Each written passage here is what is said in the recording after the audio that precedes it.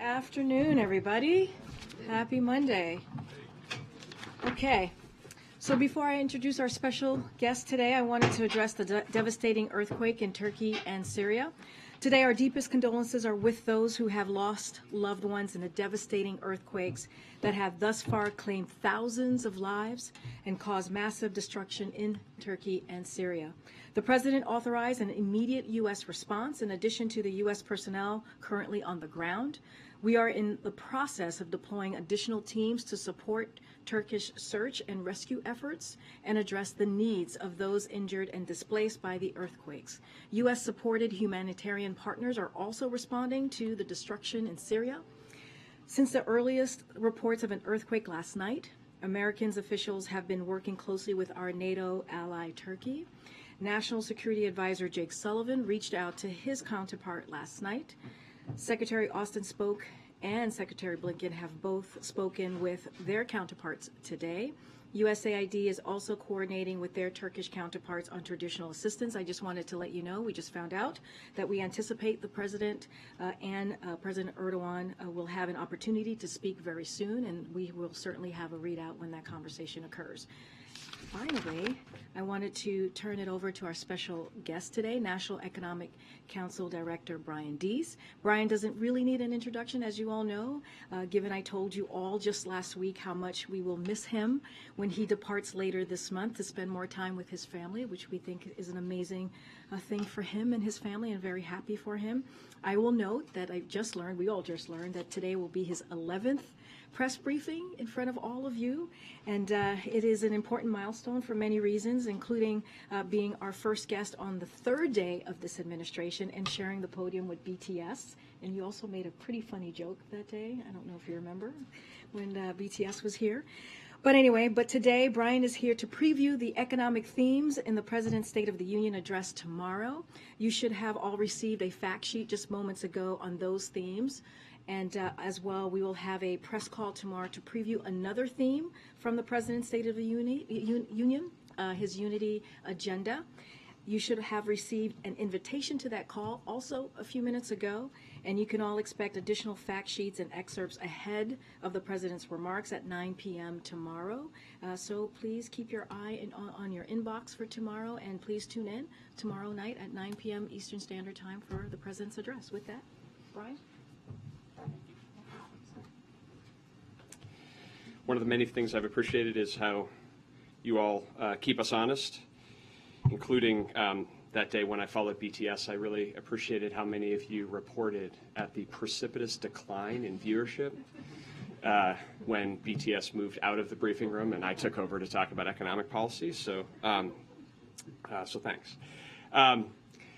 I just wanted to spend a little bit of time, as Karine said, giving you a preview and a sense of how the President is going to address the economic priorities and economic issues in the State of the Union, and then happy to take your questions. I think that the President is hoping to do two things broadly when it comes to the economy in the State of the Union. The first is to put the progress that we have made economically back into the broader frame that really compelled him to run for president in the first place, and the broader frame around what it actually means to pursue what he refers to as a bottom-out, middle-out, bottom-up economic strategy, and make a clear contrast to the trickle-down economic philosophy that has pervaded thinking for years and decades in the past. And so you will hear him talk about the progress that we have made, but in that context, that it has been an animating part of what the President has wanted to achieve as president, and also a real consistent vision that from the campaign to the early days to ongoing, even as we have dealt with a variety of unexpected issues that we have had to work through, the President has had a vision about what it could actually mean to grow the economy from the bottom up. And you will hear about that. Now, the striking labor market report that we got on Friday obviously punctuated a historically strong period in the labor market recovery. You all know the statistics, the fact that the unemployment rate is the lowest it's been in 53 years. But the bottom-up nature of the economic recovery is often lost or best seen in lesser understood statistics. And so things like the fact that we have seen this historic burst in people creating new firms, people creating new businesses coming out of the pandemic is not only a source of hope, because people don't do that if they don't think there's opportunity in the economy going forward, but a huge source of potential dynamism for our economy that we need to make sure that we don't fall back into a pre-pandemic equilibrium of low growth, low wage increases, increased inequality. But also the historically equitable nature of this labor market recovery is something that, again, connects to this idea that the president has always centered on, which is putting workers and families at the center of his economic policy. So it's not just that we've seen the labor market improve this quickly. It's not just that we've seen household balance sheets come out of a crisis in a stronger position than any modern prior recovery, but also the equitable nature of that. And I just to give you one example of that, if you look back historically over the last several recoveries, it's taken on average 50 months for the black unemployment rate to return to its pre-pandemic level. That happened in this recovery in 24 months, less than half the amount of time. And that record is true if you look across other demographic categories as well. So you'll hear that about the president sort of trying to put in context the progress that we have made. But the second thing is to speak to the work yet to come. And the president uniquely understands that we have a lot more work to do when it comes to the economy. And that even as we've seen real progress in inflation coming down over the last 6 months in particular, we have more work to do to bring prices down, lower costs, and create some breathing room, as he says, for American families. Even as we've passed historic legislation that will invest in America and help bring economic opportunity back to places across this country, we have a lot of work to do to actually implement and demonstrate that that kind of investment can unlock economic opportunity in ways that we're beginning to see all across the country. But we have a lot of that ahead of us. And we have additional work to do to demonstrate that we can do all of this while being fiscally responsible and while reducing the deficit, something the president has demonstrated in practice over the last 2 years, and that the plan that he will outline and the new policies that he will call for will underscore that we can invest in our country, lower costs for families, and reduce the deficit all at the same time. The last thing, which is something that is familiar to you all because he's been saying it since he was a candidate and as soon as he came into office, is he is going to continue to look for every opportunity when it comes to the economy and economic policy to reach out and work with Democrats and Republicans, find practical paths forward, find compromise. It's something that a lot of people wrote off, and I think he has and we have been able to demonstrate that we can make progress on even when people are skeptical of that.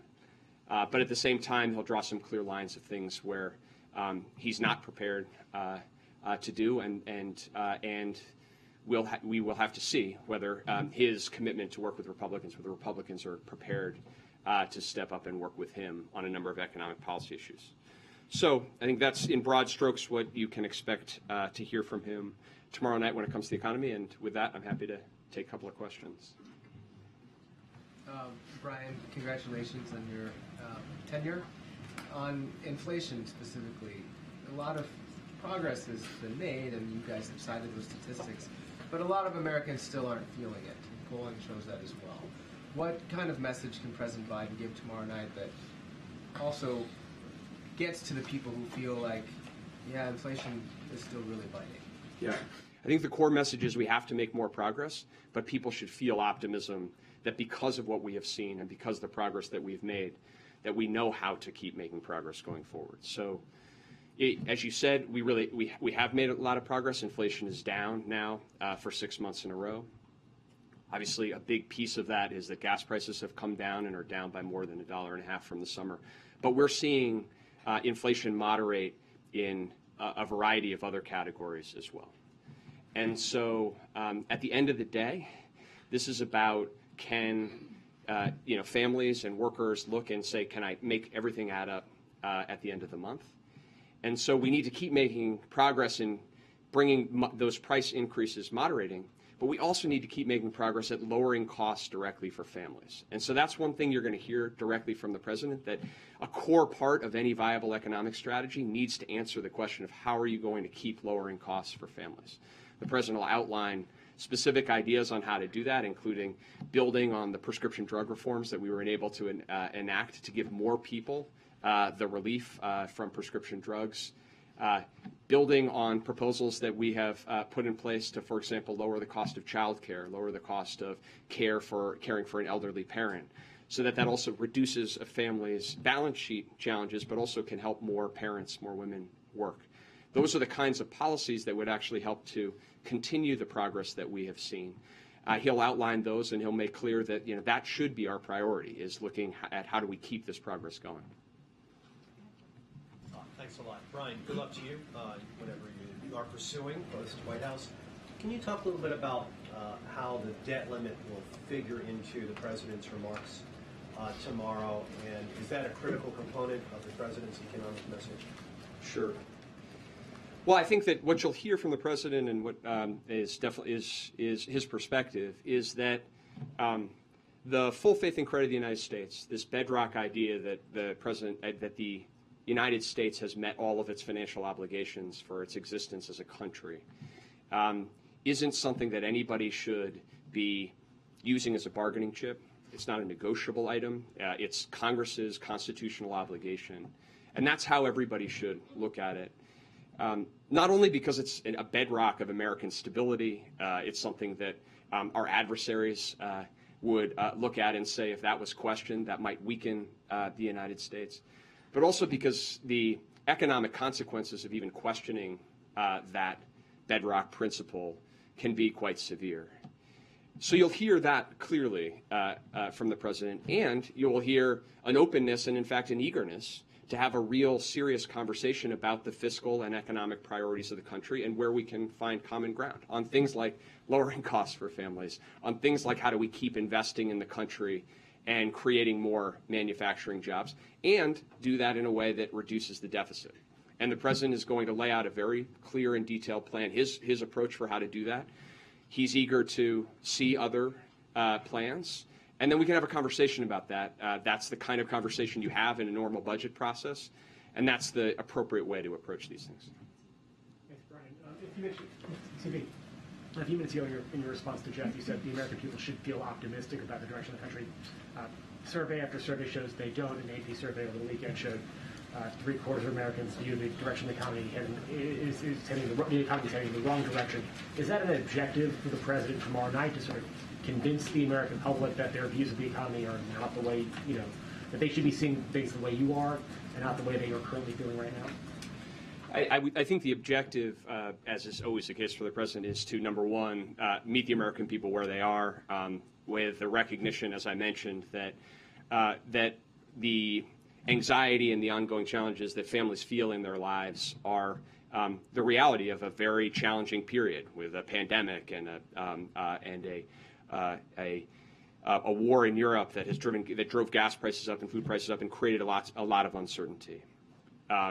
And so first and foremost, to meet the American people where they are, but also to help explain why he is optimistic, that if we continue to make the kind of progress that we have, historic progress, even with all of the distance that we have yet to travel, then more and more families, more and more communities are going to see economic opportunity and more durable economic opportunity as a result of the policies that we have put in place, as a result of the economic progress that we're making. So that's the way that the president has always approached these things, but we'll approach it tomorrow is to acknowledge and meet the American people where they are, but also to try to tell a story about where we are going, where we can go together. And it is the case that if you go around the world, if you talk to heads of state, CEOs, other leaders, they will tell you, that the United States really is better positioned than almost any other country. That the opportunity to invest in the United States is something that people are enthusiastic about, and that bodes very well for the economy, not only in the very short term, but over the medium term as well. Thank you.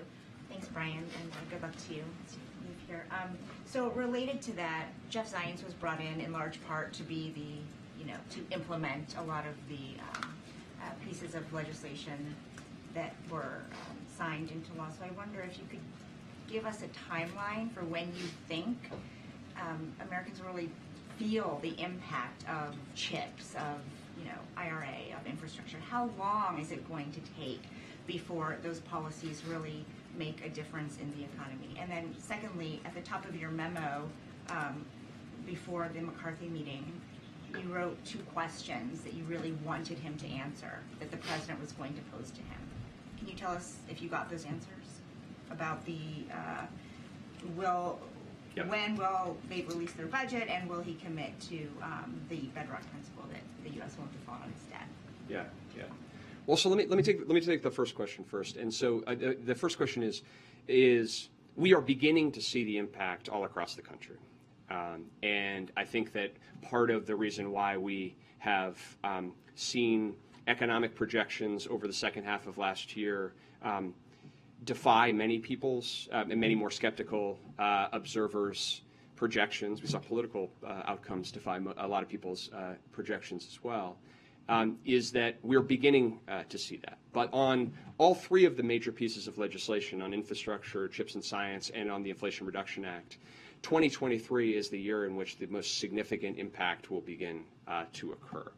And so, these things operate in stages. And so, if you live in a community like the greater Syracuse community in upstate New York, or outside in the area around Phoenix, the announcement that there is going to be a big investment in building a facility to manufacture semiconductors is the beginning of a process that is going to change and affect your community across time, beginning with significant new jobs in construction, and then over the course of 12 or 18 months hiring engineers and facility operators and the like. And so that will happen across time. But I think that this is a year of action and investment and implementation where across those areas you're going to see this unfold in more and more ways. And one of the things that we often show, but we use for our own internal planning as well, is just a physical map of the United States where you can see increasingly the commitments of private companies making investments, the grant announcements going in, the ways in which they're going to begin to unturn. And so it will certainly happen across time. I think, I do expect that this coming year will be a big year on that front. And the last thing that I'll say is that, this commitment to invest in this country in a way that we haven't really done for decades is core to the president's bottom-up economic philosophy. That you have to do that with speed and precision. You need to make sure people understand how it's done, but you also need to recognize that if we're really going to rebuild our infrastructure, we're really going to regain our strategic edge in an area like semiconductors, we also have to be committed to doing it over a multi-year period. Certainly that's true of other countries where we have been deferring that maintenance and not doing that investment. So it's also going to be something that we need to commit to over time. And the McCarthy memo? Oh, right, okay. And so, what I would say about the meeting itself is that that both the president and the speaker had a constructive and frank exchange. The president clearly laid out his perspective on those issues. And I will say, we continue to hope and expect that the House Republicans will put out a budget plan, will bring forward a budget resolution. That is the way that the process works most effectively. And it really is important for the American people and for everyone to see that plan in full detail with numbers that add up. And then just back to the first, to the earlier question, this question of honoring the full faith and credit of the United States and everybody who holds an office of trust being clear that the United States will honor those obligations and will not default on its debt is something the president will continue to make clear and continue to make clear. That's his expectation of anybody, Republican, Democrat, who holds the office. The president tomorrow night is going to deliver the broader, optimistic look at the State of the Union. Right now in this moment, listening to what you have to say about the economy, what would you say is the state of the economy, just specifically drilling down on the economy? Yeah. Well, on Friday morning when I was over with the president in South Court, he said this, so I will just say what he said on Friday, which is that the state of the economy is strong, and that you see that in the lowest unemployment rate in 53 years. You see that in the most jobs created in the last 2 years in our country's history. You see that in historic progress in an equitable recovery. You see that in the wage growth that we have seen being disproportionately going to those in the lower half of the income distribution. And so even with all of the distance we have to travel and the understandable and important anxieties that families still face and the need to bring prices down further, I think that he feels and we all feel that we have an economy that is resilient, an economy that has been through an extraordinary amount and defied a lot of the skeptics' expectations over the last 2 years. And another question. Since police reform, this renewed call for police reform is supposed to be very strong in the State of the Union address, have you done the numbers, have you crunched numbers for this about the cost of bad policing to this nation, be it lawsuits, be it DOJ investigations, pattern and practice, etc.? Have you done the numbers crunching on that? Would it actually cost the American taxpayer with these incidents that continue to happen? I don't have a specific analysis to point you to, but what I would say is certainly it's the case that funding the type of evidence-based interventions that we know work in communities across the country is both absolutely the thing we need to do as a country, but also has a broader economic dividend as well. Karine, and congratulations on the next step that you're going to take. So last week, the Federal Reserve Chairman said that COVID is, quote, no longer playing an important role in our economy. Is the president going to make that pivot for policies and whatnot going forward? Well, I think you've heard from the president, you've heard from this administration that because of the progress that we have made on COVID, it no longer is holding back our economy and the lives of the American people in ways that it was, in fundamentally debilitating ways 2 years ago, when 3 days into the administration, when I came to this podium. The reason why we're in that place is in no small part because this president and members of Congress worked together to prioritize putting the historic strategy in place to actually get the country vaccinated and make workplaces safe for people to return. And so I think the fact that we are where we are right now is a testament to the hard work of actually prioritizing getting and a plan to get the pandemic under control. And certainly, I think our policies reflect that, including the announcement about how to responsibly wind down the pandemic emergency authorities. The administration and the Department of Justice is using that as the COVID hardship, economic hardship, as a reason for student debt forgiveness. So does that policy then come off the table? No, I think the legal and the practical justification for student debt forgiveness is about the impact that this pandemic has had on individuals' personal circumstances. And certainly those impacts, which have accumulated over the course of the last couple of years, are profound, they're straightforward, and I think that argument persists even as we make progress through getting to new stages of this pandemic. Thanks, Brian. Another polling question, you touched on it a little bit with some of my colleagues' questions. You mentioned how the president said Friday that the state of the economy is strong. We had a poll out over the weekend, ABC News, that found that 41% of Americans say they're worse off financially now than before this president took office. How do you explain the disconnect there of why this administration's message about the strong economy is not getting through? Right. So I think the poll that you just cited is actually consistent. So about 2/3 of Americans say that their circumstances are better than before. Say it either way. And I think that it is the case that if you look at the kind of key measures of basic economic security. Do I have health insurance? Do I have $400 in the bank in case my car breaks down or I have another emergency expense? Am I late or delinquent on a credit card bill? Am I facing foreclosure? If you look at all of those measures, they, on average, American households are in a better position than they were before the pandemic hit, and that's true for the lower income quartiles as well. And so I think that that is in part reflected in the data that you're saying, is that more Americans believe they're in a better economic position in terms of their own balance sheet, their own family balance sheet.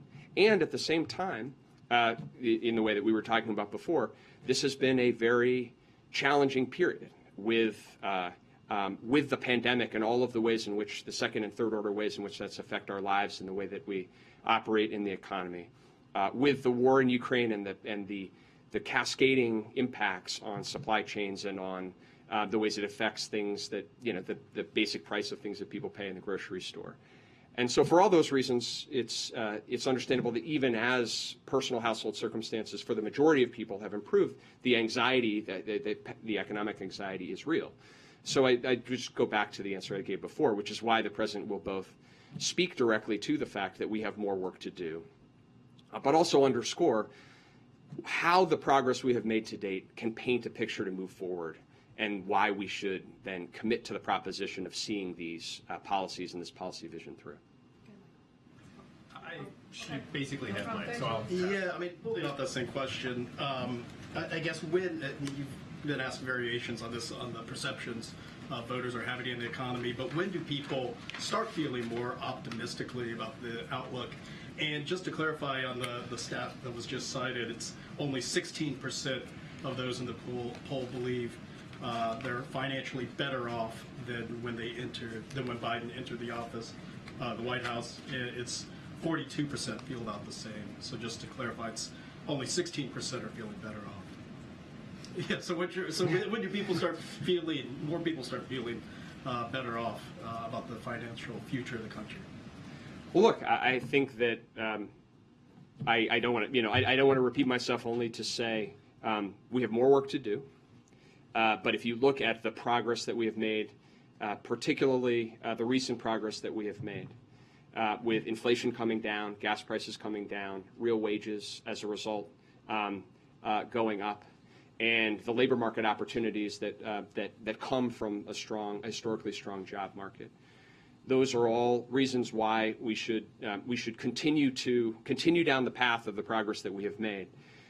Ultimately, the ultimate the ultimate test of an economic policy and an economic outcome is whether families feel more economic security in their lives. And if you look at numerous measures, as we just discussed, we have come through this recovery, recovering people's economic security historically fast and historically equitable. And we have to keep making progress on that. The president has a lot of good news to tout tomorrow: low unemployment, reinvestment in manufacturing. I'm wondering, though, if you could help us get a better sense of his thinking on a lingering problem. The other day, when he was asked about inflation,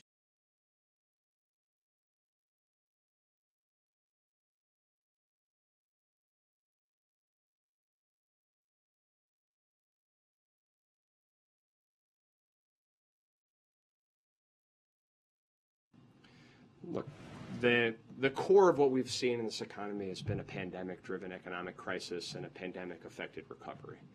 And that pandemic, when he came here, was raging out of control, and there was no strategy, economic strategy, to actually drive a recovery in the economy and drive a recovery in the pandemic. And I think that as we look back, the principal drivers of inflation have been the pandemic globally and subsequent shocks to the system, the most significant of which was the war in Ukraine. And so that's where the sort of core drivers have been, and that's as a result how we have oriented our economic policies. And I think that that arc and that trajectory is one that now, being on the other side of it, we are making progress, and globally, as inflation is a challenge everywhere, the United States is one of the places where we're seeing one of the strongest and most resilient labor market recoveries, with inflation coming down as well. So yeah, I think that that's the historical context in which the president was speaking, and certainly it's the context in which we've been designing and implementing our policies. Thank you. Can you just go back to the Friday jobs report? Goldman has a report out today saying I think the odds of a recession are falling next 12 months to 25%. They now peg the odds up from 35%. What do you think the odds are of a recession right now, and do you think that they're improving given that jobs data? Are you more hopeful of a soft landing? Look, the way I'll answer that question is to go back to a point I made earlier about the importance that this president having a consistent and clear economic vision. If you go back, 7-8 months ago when we laid out our strategy for how to effectuate a transition to more steady, stable growth, which meant trying to bring inflation down, maintain a resilient and strong labor market. A lot of people at the time, a lot of projections at the time said that that wasn't possible, that wasn't feasible, that the economy would likely be in recession now, in the first quarter of this year. And I think that over the course of this period of time, we've seen inflation come down. We've seen the labor market remain resilient. We've seen real wages go, and we find ourselves today in an economy where we have real resilience here. And so, as we look forward, the takeaway that we take is less to look at the infinite predictions that are out there that we study those analyses along with others, and instead to redouble our efforts to actually implement a policy agenda that we know and we have seen has really helped to bring this progress along. So that's where our focus is. You don't think the recession odds are rising or falling, status quo? I think if you look over the course of the last 3 months, it would be hard-pressed not to say that the economic data has come in a way that is spoke to inflation cooling and a more resilient labor market than most people thought was possible. A bit of a tricky question. They haven't obviously announced your successor yet. We don't know when that will be. One of the rumored candidates has been the vice chair of the Fed. Have you been part of any conversations at the White House about how that process would go in replacing or filling any Fed candidacy, and would existing governors be a candidate for the vice chair, or would you be looking outside to fill the vice chair position? So the president hasn't made a decision. I'm not going to speak to or get ahead of the president making a decision on that front, so I'm going to leave that to him. Thank you, Brian. The Federal Reserve increased rates and signaled more rate hikes. Is the president concerned about rising borrowing costs for businesses, for consumers, and how is this going to impact his economic plan going forward? Well, I think it goes. It's an important question, and it connects to. I'll bring it back to where we started this briefing, which is the president's view is that the most important things we can do for the economy right now to sustain this historic recovery, transition to not only to get back to the pre-pandemic equilibrium, but to have an equilibrium where we have stronger, more resilient growth, higher productivity gains, stronger and more broadly shared wage gains, is to actually invest in this country and lower costs for families. And so that's particularly important at a time where the financial pressures on families and household balance sheets are acute, and to do that in a way that is consistent with this transition that we need to have. And we have a policy model for how to do that. In fact, the Inflation Reduction Act was at its core about lowering costs that families face, the actual monthly costs that they face for prescription drugs or for health care, lowering the clean energy costs that they face, while also reducing the deficit at the same time. So we know that we can do this. We just passed a historic piece of legislation to this effect. And so in areas from childcare to housing to otherwise, you'll hear proposals from the president that have exactly that structure. How do we lower the costs on a family's balance sheet and do it in a way that actually supports the macroeconomic transition we need? Thanks. Brian, I wanted to ask you if we should expect to hear anything from the president tomorrow night about the solvency of Social Security and Medicare. Will he have a comprehensive plan? Will we hear about it tomorrow night? So I think what you can expect to hear from the president is his values and his orientation on this issue, which is he thinks that It is not something he would support to cut either of those programs, and that there are ways that we can strengthen those programs and actually increase the ways in which they help the American people while also bringing down the deficit at the same time. So you can certainly expect to hear from him a pretty clear posture when it comes to those programs. Specifics that address the solvency question? Well, I think that there'll be a period between the State of the Union and the budget, and so I think you'll hear from the president speaking about his principles and his vision tomorrow, and then I think you can expect that you're going to see a lot of detail about the president's policies in his budget. Thanks. In the speech, will he directly express optimism that the U.S. won't hit a recession? Is that something he'll address directly? And then on a separate issue, I think you're set to meet with the French and German economic ministers here tomorrow. They're raising concerns about the subsidies in the IRA. What's your message to them going to be, and what's the latest in terms of how the U.S. might accommodate concerns in Europe? Yeah. So on the first question, I think you'll hear the president is optimistic about America's future because he believes in the American worker and the grit and resilience of the American people, and that that's a message that he will communicate clearly. And with respect to your second question, our message is pretty clear, which is that Europe and other allied countries have nothing to fear from the Inflation Reduction Act and quite a bit to gain. And that when the United States steps up and makes the most significant investment in clean energy and energy security ever in the history of the country, one of the many things that it does is to actually accelerate the reduction in cost of deploying next-generation energy technologies that are critical for the world, and that those benefits are felt far outside the United States.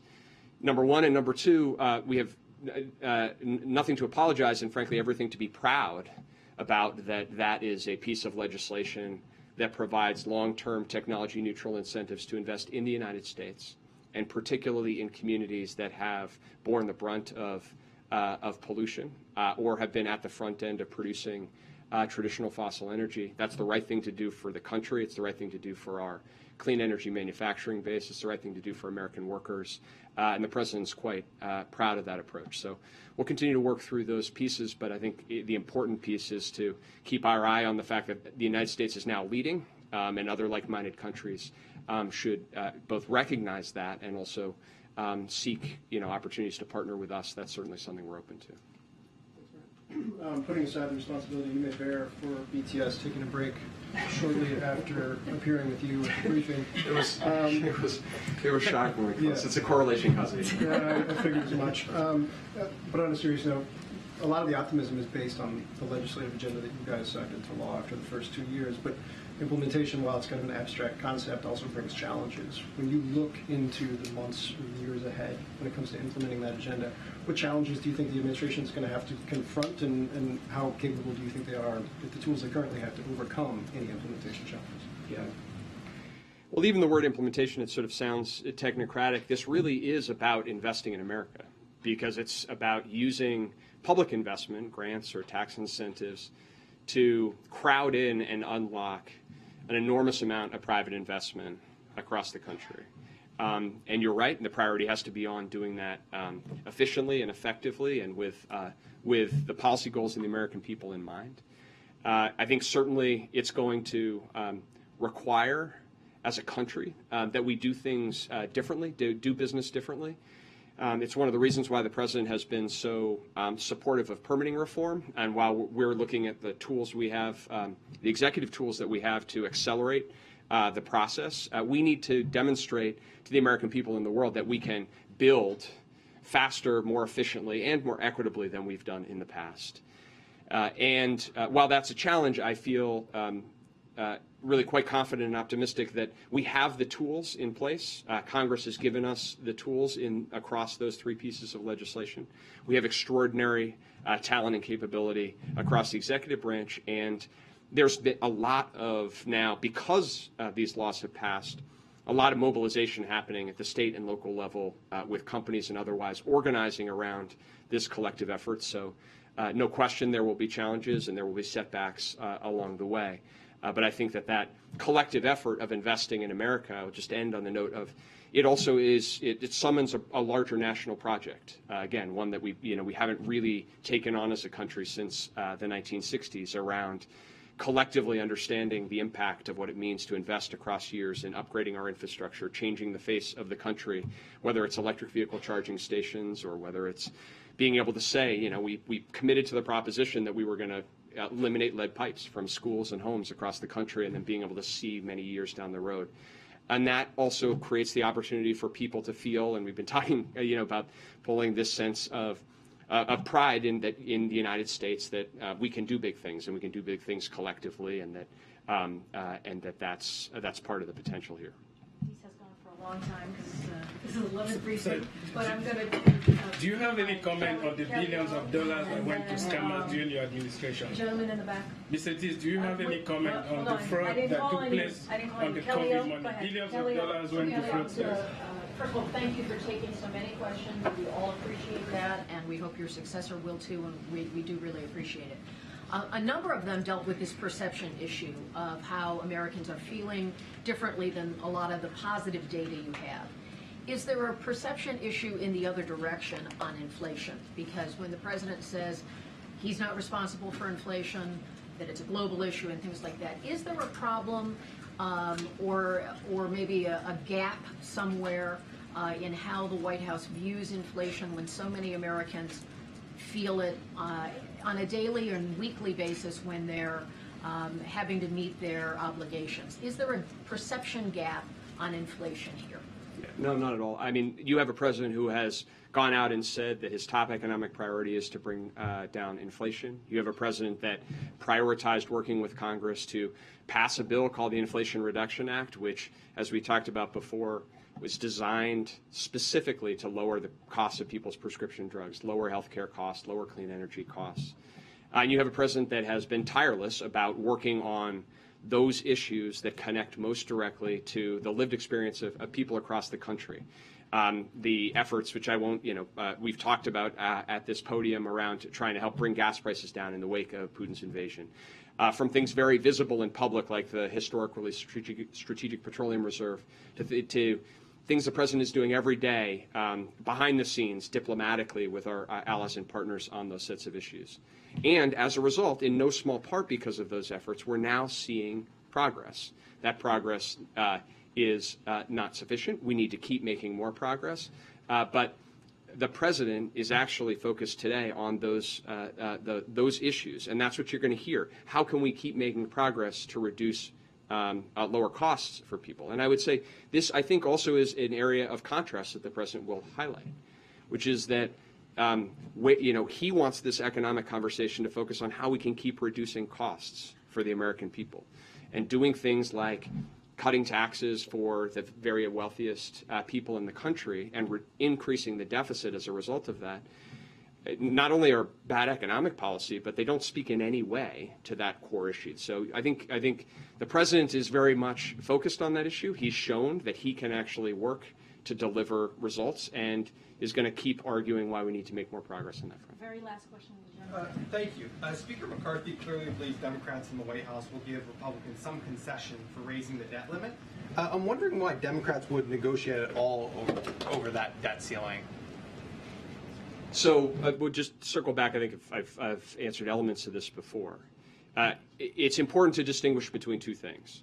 One is the full faith and credit of the United States government, and the sacrosanct nature of that commitment, and the core commitment that the U.S. needs to pay its bills, and any sense that the United States is going to fail to meet that obligation has enormous economic and national security ramifications that we cannot get close to. Separate from that issue, having a conversation about fiscal policy, having a conversation about how we can reduce the deficit responsibly while also keeping our focus on lowering costs for families is something that the president is eager to have.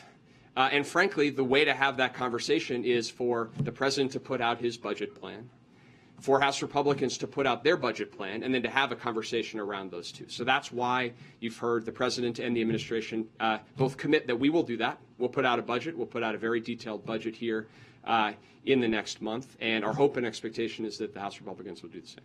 All right, thank Any you so comment much, on Deese. COVID fraud? All right. Thank you. Thank you so all. much. Thank you, Deese. All right. Will you be shaving? That's a good question.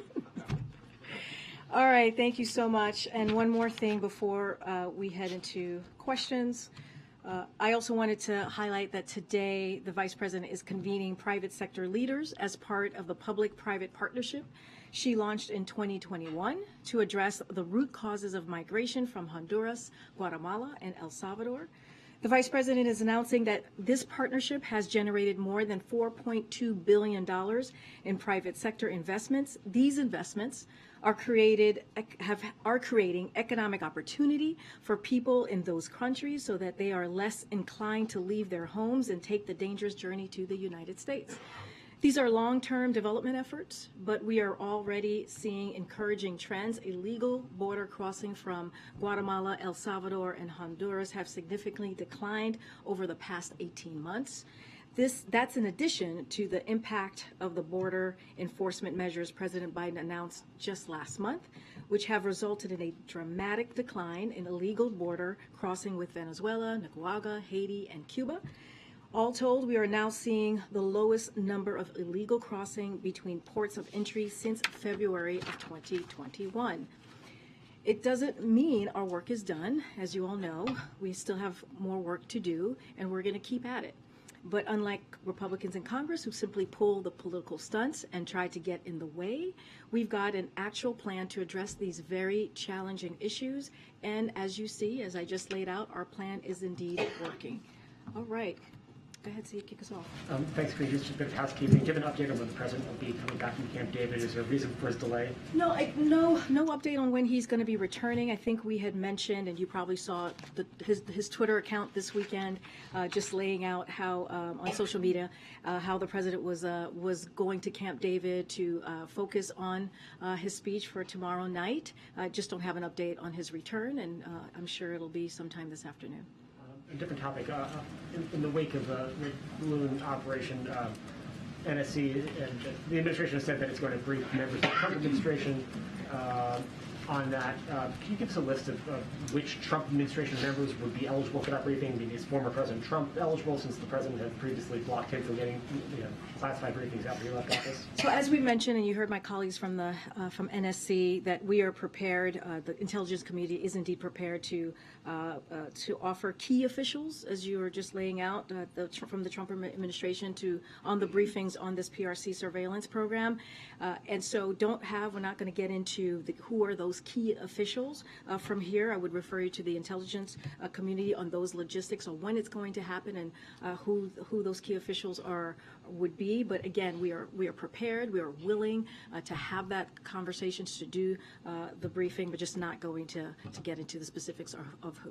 And just on a third topic, a number of surveys, including from the AP over the weekend, showed that the majority of Democrats don't want the president to seek re-election. They're looking for a new generation, concerns about his age.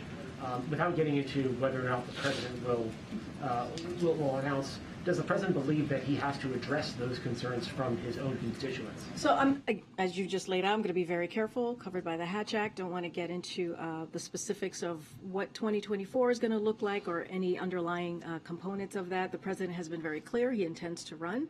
And I think the way that we should look at this is what we saw from the midterms, right? I think that's a really important point there, where the president laid out the policy, right? He's the one that laid out the policy for senators and congressional members to really have a midterms that did not lead to a red wave, right? We saw what happened in the Senate. We saw that, yes, Republicans now have Congress, but by a slim majority. We were told it was going to be more than 60 seats, and it's not that at all.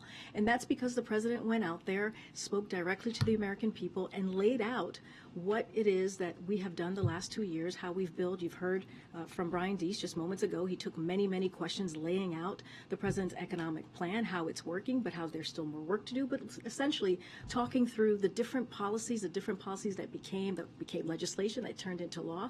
That was historic, and all of those pieces matter. And I think the State of the Union, he'll have an opportunity to speak directly to the American people, not just Congress, to talk about what we have done, what he has done the last 2 years, and how he sees the future of this country. And so I'm not going to get into what the president should respond to. I think, the president always says this: watch him and see what he does.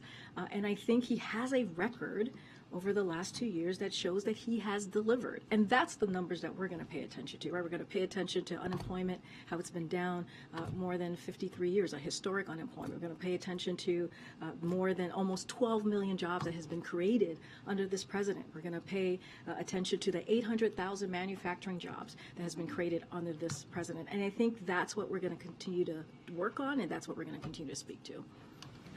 Thanks, Karine. Some State of the Union preparations questions. Can you tell us what the president was doing at Camp David this weekend? What did those preps look like? Who is he working with? Is he still in major rewrites at this point, or just kind of fine-tuning, doing run-throughs? What was the weekend like for him? So one of the things that I said this last week, is that, as you know, when it comes to big speeches like this, there's going to be probably, tweaks and to the speech until the last minute. That's kind of how it goes. But I'll say more generally, or actually speaking to your question about Camp David, the president was accompanied by several of his senior aides. Work has gone into the speech over the course of many, many weeks, as we know, because again, this is something that the president truly sees as a moment to speak to the American people. And the work continued through the weekend as it did today. Michael Donnellan was there. Bruce Reed was also there with him. Steve Ricchetti, Anita Dunn, and Vinay Reddy. As you all know, he is his speechwriter. And so that was kind of the makeup of the weekend, and certainly not going to get ahead of anything else from here.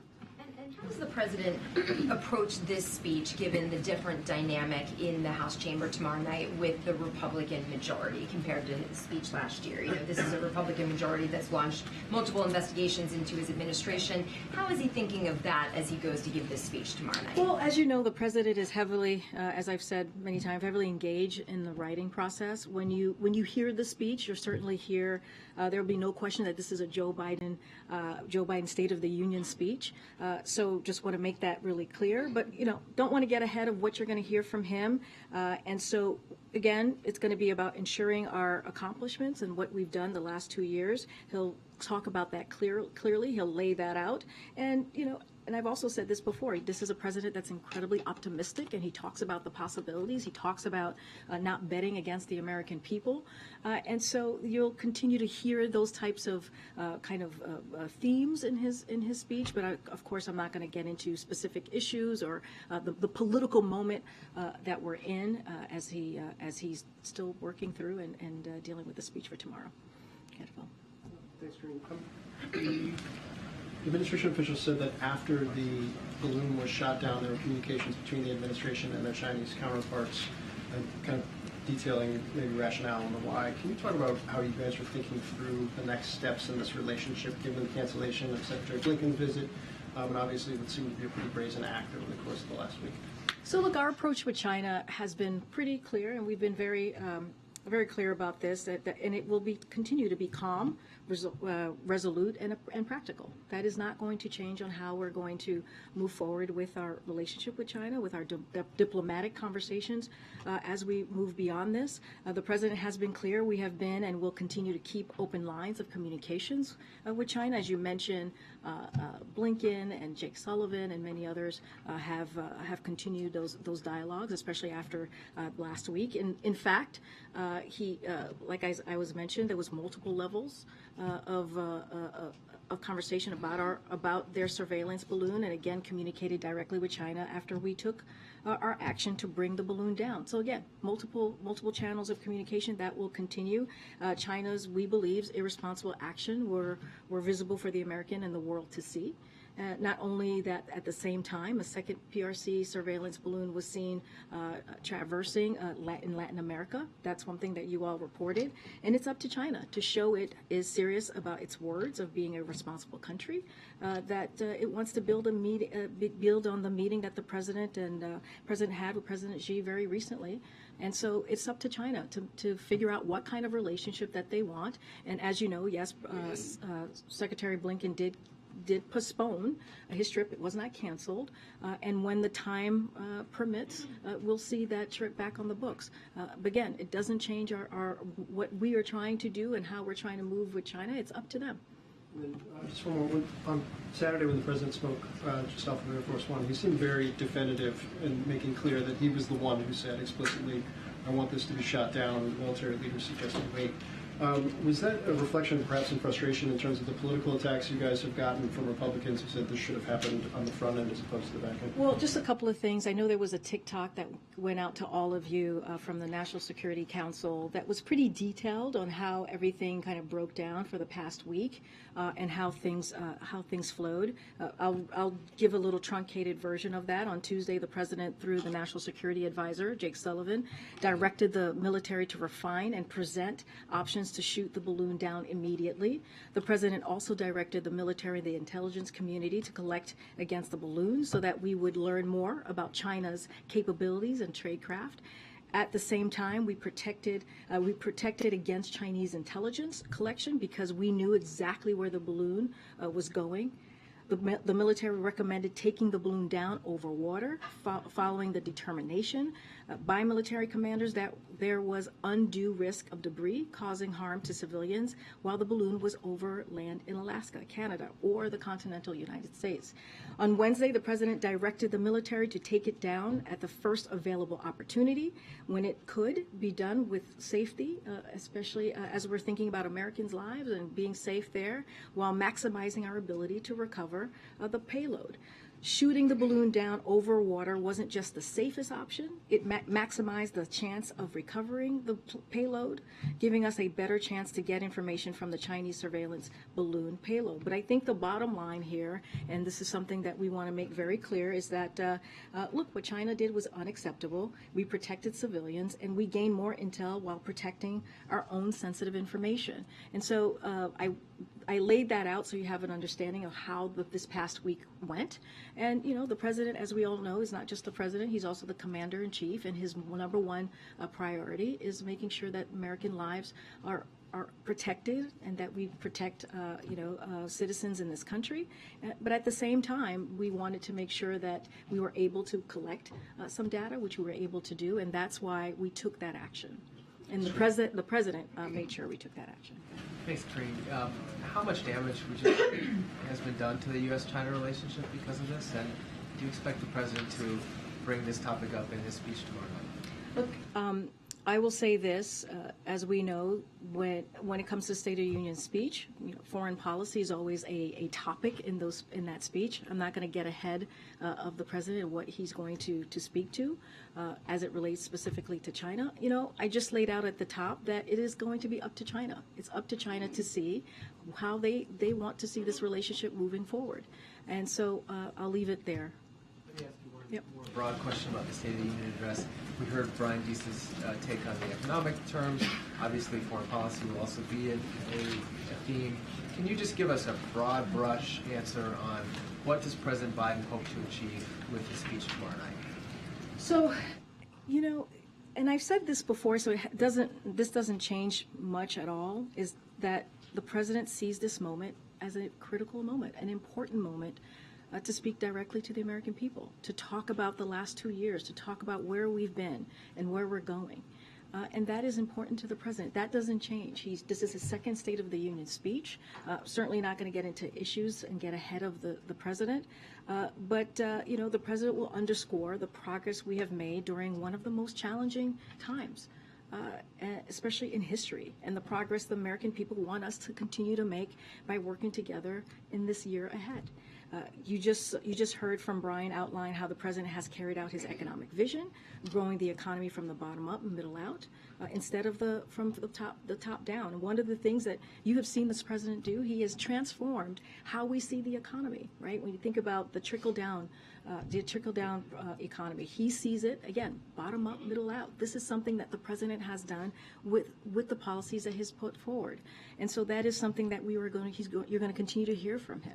Continue to hear from him about giving the American people a little bit more of a breathing room, because this is something that he understands personally. So tomorrow is going to be a big opportunity for the president, again, to speak directly to the American people, the millions of people who will be watching and who will be wanting to hear from their president, and he takes this incredibly seriously.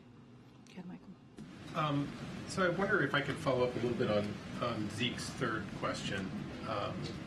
I think you made the assertion that the reason that there wasn't a red wave, or the reason that the elections and the midterms were more successful than many people thought they would be for Democrats was because of the president. That's a fair. Yeah, and we've said that before. It's nothing new. We think the president played a very big role in laying out the message for Democrats. I wonder how, in light of the following poll, you can make that assertion. This is a recent NBC poll. Is Biden honest and trustworthy? 34% yes, 48% no. Ability to handle a crisis? 32% yes, 49% no.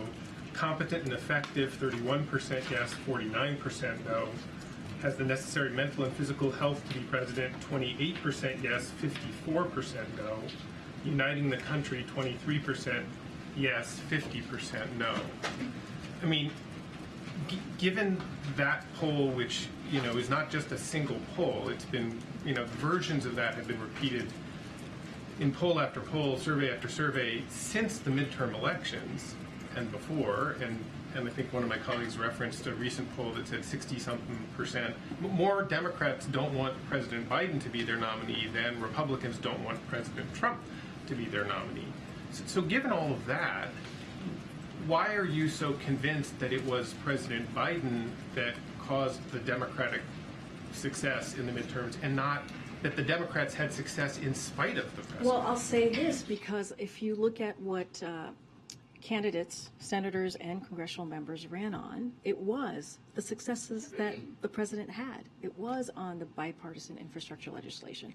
It was on the CHIPS and Science Act, which was bipartisan because of the president was able to make that happen. It was because of the Inflation Reduction Act. If you hear the message that was coming out of Democrats during the midterms, it was what we were able to deliver. So yes, so that's what they used, right? They used exactly what the president was able to do in order to get that success. And so it is, right, if you think about all of the pieces of historic legislation that became law, clearly, that we did last year, again, the president led that. And the president went out there and spoke on these very important pieces of historic legislation. When you think about what it's done for the economy, what it's done for the American people, how it's provided some relief, yeah, I think the president did play a big role. So just one quick follow-up. I mean, I guess, does it suggest then that maybe the Democrats who were talking about the president's agenda have been more successful at talking about the president's agenda than the president himself has been? And does that make it all the more important tomorrow and whenever the president rolls out his re-election campaign, if he does, but does it make it that much more important for the president to somehow find a way to communicate as effectively as I guess some of these other Democrats were? Because obviously, however he's communicating now isn't translating. So I'll say this, Michael, and Brian spoke to this, right? I think he got this question every which way from your colleagues, and a very important question to ask. But I'll say this: we understand, and it is true that the American people are feeling inflation. They're feeling what the pandemic and COVID has done, right? The last 2-3 years, and so we understand that they're going to have some feelings about the economy right now. And so that is something that the president has always acknowledged and has said there's always more work to do. But also the reality is, if you look at the data, if you look at how the economy has bounced back because of this work that the president has done, and Brian spoke to this, I have spoken to this, when you think about record 12 million jobs, when you think about unemployment at the lowest that it's been in 54 years, when you think about the 800,000 manufacturing jobs and how important the CHIPS and Science Act is going to continue to be as we see manufacturers coming back to the U.S., those are real data points, right? Those are real things that has occurred these past 2 years, and it's because of the president. And so, look, we get where the American people are, but what we are going to focus on are the numbers that I just laid out, and that is also important. Will we continue to need to talk direct to the American people? Absolutely. That's why the State of the Union, we see it as an important moment to lay out for the president, to lay out how he sees the country moving forward, and also to remind folks and lay out what he has done the last 2 years. There's no easy answer there. I get where you're getting to, but this is an incredibly complicated time. What the president's going to focus on is how he's going to continue to deliver for the American people. Thank you, Karine. Thanks. This is the first Chinese balloon that the U.S. identified flying over U.S. airspace under this administration. So what I can say is that we have talked about the China's balloon program. We have generally on this, the Chinese surveillance balloons program has been around for some time. We even briefed Congress this past August. So I don't have any specific on any other balloon during this president's administration, but there has been a program that has been in effect. We have kept Congress abreast on that. But I don't have anything more to say or to share. How is it possible that this administration discovered at least 3 previous balloons that flew over the U.S. under the previous administration, but Trump officials didn't know it was happening? Yeah, so look, I think that, and we have talked about this before, about how when the PRC government surveillance balloons transited the continental U.S. briefly, at least 3 times, as you just mentioned, during the president's prior administration, and once that we know of the beginning of this administration's, but never for this duration of time, as we know. This information was discovered prior to the administration left. But the intelligence community, as I said, is prepared to give briefings to key officials. But this is something. Post. But this is something that they were not aware of, as we've just laid out. But again, we are ready to brief key officials to let them know what the intelligence community was able to figure out. You can share about how you became aware of it. Did you? Did you go back and look at? So I'm not going to get into intelligence community information from here. That's not something that we do from certainly from the briefing room. What I can say is that we learned of this, the 3 prior during the past administration, and so we are willing to share that information. But again, just not going to get into intelligence from here. Last question on this: since the administration was aware of the balloon program, did any U.S. officials have conversations with the Chinese about balloons over U.S. airspace during this administration? We're not going to get into specifics of private diplomatic conversations we have with China. We're just not going to do that from here. We've been very clear that what China did was indeed a violation of international law. You've heard directly from Secretary Blinken making that very clear. And China knows that that we will vigorously defend our homeland and sovereignty. That is something that we've also made very clear. But we're just not going to get into diplomatic conversations from here. Follow up on that. What happened? If you get time for 1 or 2 more. Okay, 1 or 2 more. All right, I'm going to go to the back. Go ahead. Can I ask just about COVID? It took up a lot of real estate in last year's State of the Union speech. What's going to be different this year? And is the president going to address the yawning gap between vaccinations in the developed world and in the less developed world? As you know, I'm not going to get ahead of the president's speech tomorrow. as it relates to COVID, the president has talked about many times of how we've been able to get the economy going, and a lot of that was because of how the president handled COVID, of how he was able to push forward an American Rescue Plan that was able to put forward a comprehensive plan to get shots in arms. And because of the work that this president has done, we are in a different place. COVID is not taking over our lives. We're still fighting COVID, but again, we're in a different place. I'm just not going to get into what the president's going to talk about or say and on any particular issue. We've kind of given the kind of a little bit of the themes a little bit here. You heard from Brian. Just not going to get ahead of the president from here. I'm going to go ahead. Thank you. Sorry. Has the president looked to any past State of the Union addresses for inspiration as he crafts this one? He's worked with some great orators over the years. So, not going to go into his process. What I can say is the president was a senator for 36 years. He was vice president for 8 years. He has been president for 2. He knows how this process is. He knows how it works. He knows how important tomorrow is going to be. And he is, when you hear the speech, is going to sound like a Joe Biden State of the Union speech. So I can definitely assure you on that. Just not going to get beyond that. Go ahead, the person behind you. Thank you. So, Karine, we know of these few balloons that had flown in the past, the one, of course, from last week. You say the relationship is up to China going forward. Should the expectation be for the American public that this is it with balloons then? Or is it that this could potentially happen again in the future? And if that's the case, that the standard procedure going forward is wait for it to get over water and then it'll be shut? I'm not going to get into any specifics of what might happen next or hypotheticals from here. I'm just not going to do that. What I can say is, as you've heard me say, there was a China surveillance program, right, balloon program that we have that has been going on for some time, that Congress certainly was briefed on back in last August. But just not going to get into hypotheticals from here. And then one more. There's bipartisan calls up on Capitol Hill as it relates to TikTok and the national security implications of it. You have Congressman Ken Buck saying, if you see this CCP surveillance balloon scares you, wait until you hear about TikTok. Senator Michael Bennet had recently called on the CEOs of Apple and Google to remove TikTok from their devices, from their Google Play stores and Apple Play Store.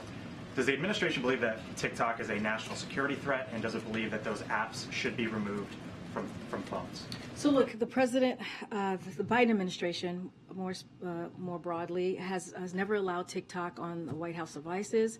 Other federal agencies have similar restriction. We have been clear about our concerns on apps like TikTok. And so, look, we are focused on the challenges of certain countries, including China, seeking to leverage digital technologies and Americans' data in ways that present unacceptable national security risk. I'm just not going to get ahead of it. As we know, there's a review currently happening, but we take this very seriously. And as I said, the Biden administration has never allowed TikTok on the White House devices. Is it a national security risk? Again, I'm just not going to. There's a review happening by CFIUS. I'm just not going to get ahead of that. Thanks, Karine. Okay. All right. Thank you. Thank you so much. Is